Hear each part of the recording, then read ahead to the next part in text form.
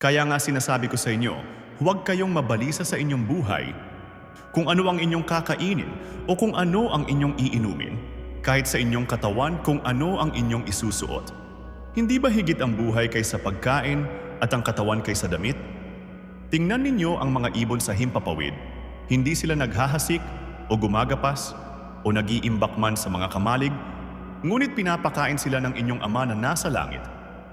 Hindi ba higit na mahalaga kayo kaysa kanila? Sino sa inyo na dahil sa pagkabalisa ay mapapahaba ang kanyang buhay? At bakit kayo nababalisa tungkol sa pananamit? Pansinin ninyo ang mga liryo sa parang kung paano silang lumalaki, hindi sila gumagawa o humahabi man. Gayunmay sinasabi ko sa inyo, kahit si Solomon sa buong kaluwalhatian niya ay hindi nakapagdamit ng tulad sa isa sa mga ito.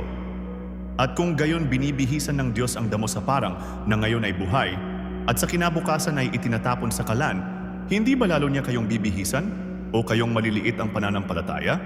Kaya huwag kayong mabalisa na magsasabing, ano ang aming kakainin? O ano ang aming iinumin?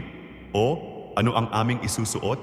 Sapagkat hinahanap ng mga hentil ang lahat ng mga bagay na ito. At batid ng inyong Ama sa langit na kailangan ninyo ang lahat ng mga bagay na ito. Ngunit hanapin muna ninyo ang kanyang kaharian at ang kanyang katuwiran, at ang lahat ng mga bagay na ito ay pawang idaragdag sa inyo. Kaya't huwag ninyong alalahanin ang bukas, sapagkat ang bukas ang mag-aalala sa kanyang sarili. Sapat na para ngayon ang kabalisahan sa araw na ito.